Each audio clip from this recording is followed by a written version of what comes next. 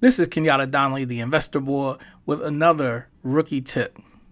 If anyone tells you that you don't need money to get into real estate investing, they are a liar. I don't care if your mama told you. If your mama told you you don't need money to get into real estate, she a liar too.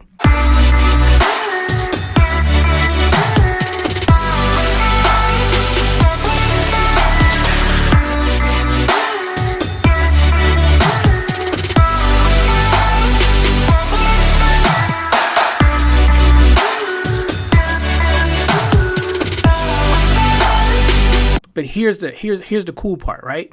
The cool part is money is the easiest barrier to get over because there's so many opportunities to find money to use to start your investment business or to purchase even a private home or a personal home for yourself. It's that time of the year, and if you're one of those folks that are expecting a $5,000 or $10,000 tax refund check, and you're not thinking about how you can put some of that money to good use and invest in real estate, then you're absolutely nuts. It doesn't take a huge amount of money to get started in real estate. It's not what you have, it's what you do with it, right? Let's take a quick example. Now, I'm not a mortgage broker. I don't sell mortgages or anything like that, but I've done some of this stuff before. So I'm going to just give you a quick estimated example. Let's say you found a $200,000 house, right? You get yourself an FHA loan. So that means your credit is around 580 or above. For that FHA loan, you're going to be expected to put a down payment of about 3.5%.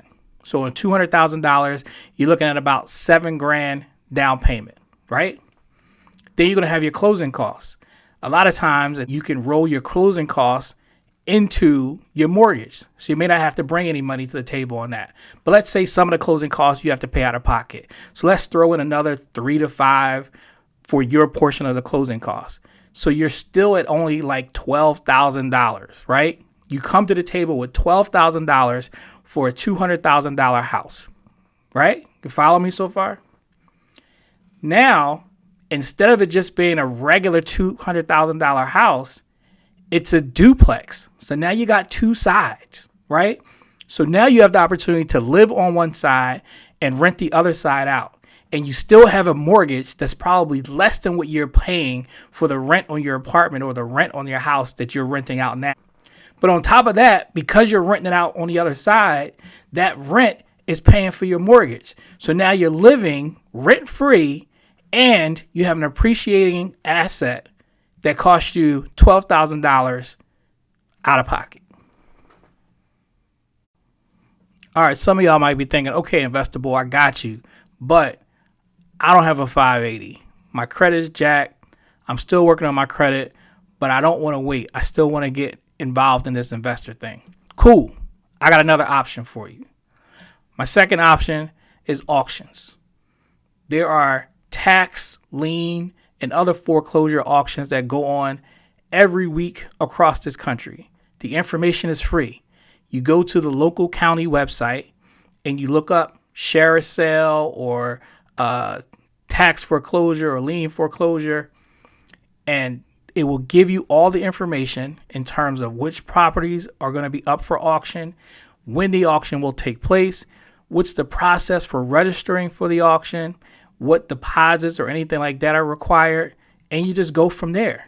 There are still deals to be had in the auction arena where people are getting great homes for $5,000, $10,000, $20,000, and some of them will need some work. Most of them will need some work, but it gets you in the game. It gets you in the game with limited funds and without having to go through the credit process and the loan process in order to secure yourself a property. For my folks in the Pennsylvania area and even I think some areas in Ohio, if you go to a website called bid4assets.com, that's bid, the number 4 assets.com. It's a website that several counties in Pennsylvania use to host their real estate auctions. So you basically can register for a free account, and then you go to the county to where you want to participate in their real estate auctions, and it gives you all the information that you need in terms of registration process, deposits required, and timing and process for their online auctions. So that's bidforassets.com. I don't have any affiliation with the website, but I have used it, and I have searched for properties using that website.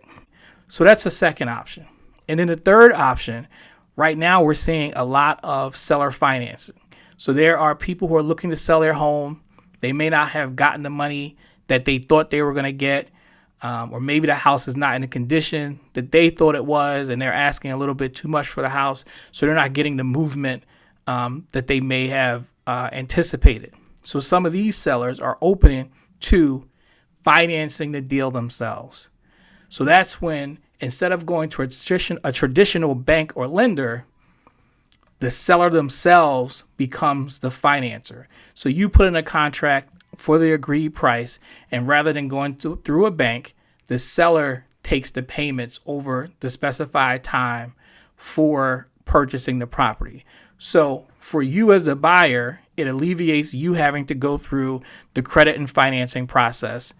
Two, you may be able to negotiate some more favorable terms because you're working directly with the seller.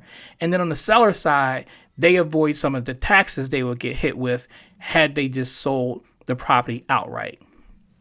These deals are happening all the time. They're becoming more and more popular because they do have benefits for both sides of the equation. The point in all of this is that, yes, you do need to have money. However, money should not be a barrier for you getting started.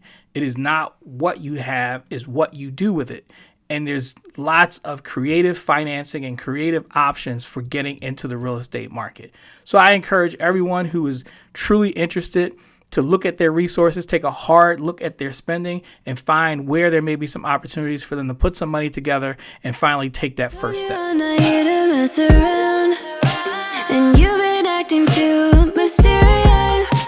You didn't think I'd go, but do you now?